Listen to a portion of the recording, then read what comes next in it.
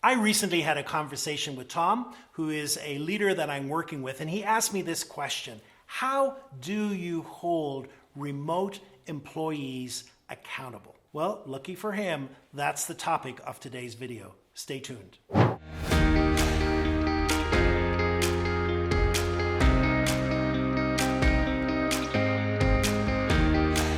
Today we're going to explore 5 ways that you might consider holding remote employees accountable. Stay tuned because one of them, especially number 4, may surprise you.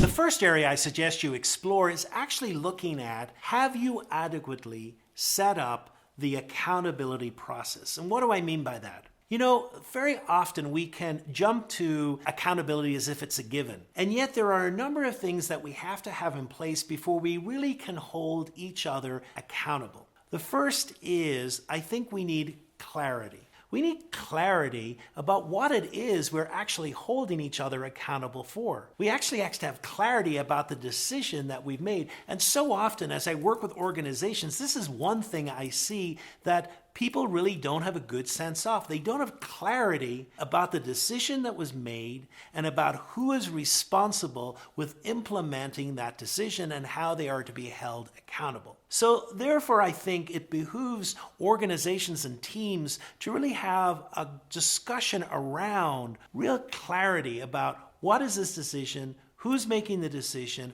are we clear about the ramifications of that decision, and how we will hold each other accountable. The second element that comes with this clarity is also buy-in. Have you received buy-in from people around the table? Because you can only hold someone accountable when they have committed to implementing that for which they're being held accountable. And very often we really don't explore the notion of buy-in. Now, buy-in doesn't necessarily mean that the person has to agree with the decision. It does, however, mean that the person has to have given input. They have to feel as if their voice has been heard, especially if they disagree with the decision that's made. At least they can say, well, I may not agree with where we're going with this, but at least they've heard my point of view and it was discussed. So those are 2 elements. Before we even get to accountability, it's really important that we look at clarity and we look at buy-in.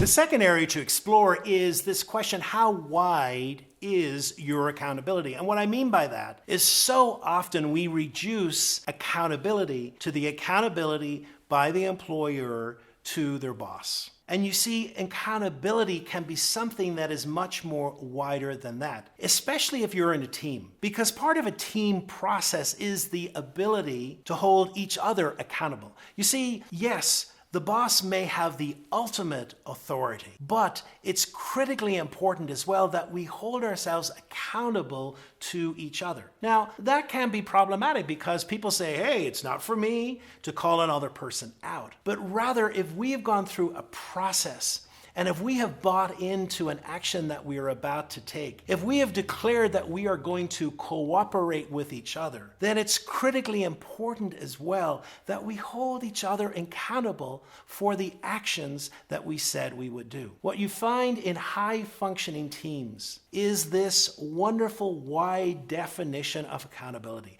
That accountability is not just coming from the boss, but rather accountability also comes when teammates hold each other accountable for the work that has to be done. The third area is meeting cadence and communication. You see, the world of virtual work means that we truly have to be careful when it comes to communication, because the opportunity to slip into another person's office and just ask them a question is gone. And therefore, what can happen is that our meetings are reduced to these formal 1-hour sessions, and there's no other communication outside of that. And so therefore, it's really important to rethink about how we might be meeting online. We might want to consider giving opportunities for people to talk a little bit more, to perhaps use the chat room, etc. What we want to try and do is to give opportunities for people to express that they might have difficulties or to ask other people for help. And so I would say really rethink, how are you using meetings? How often are you meeting? And you may want to introduce different styles of meetings. Meetings that tend to be a little more formal, that are purposeful, or other meetings that perhaps are a little less structured, but allow conversation around different topics. Area number 4 is judge by outcomes. Now, what do I mean by that? In the virtual world, we're not there present with everyone. And so one of the ways that we perhaps want to judge performance is by outcomes. What exactly is this person producing? Because at the end of the day, everyone is trying to create their own balance in this new reality, this virtual reality. And what's important is that sometimes people are leveraging as well other activities that they have to do at home.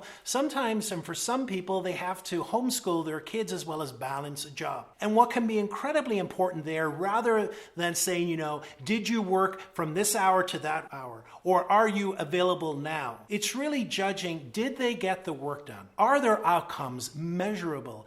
Are their outcomes satisfactory? Because at the end of the day, that's really what is important, the outcomes that they achieve. So maybe a way of looking at supervising someone and holding people accountable, rather than measuring the hours, rather than measuring other things that are really not critically important, is really to focus at this time on outcomes and were the outcomes assigned achieved.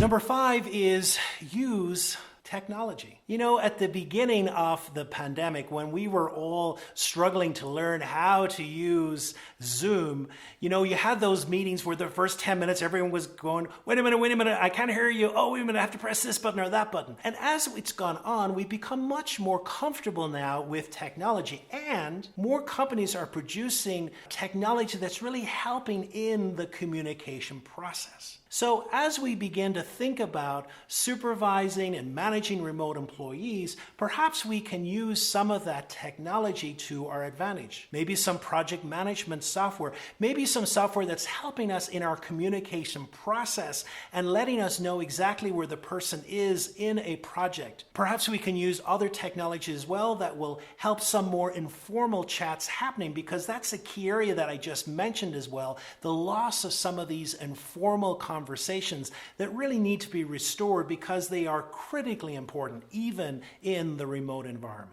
Holding people accountable is never easy, especially in a virtual setting, but hopefully these 5 areas today have given you food for thought. If you have any questions around holding people accountable, I invite you to make some comments below. I also invite you to visit my website, irvinenugent.com, which is full of different resources around building up your leadership skills and also your emotional intelligence. And if you've enjoyed this episode, I invite you to watch the next episode, which deals with how do you deal with negative employees.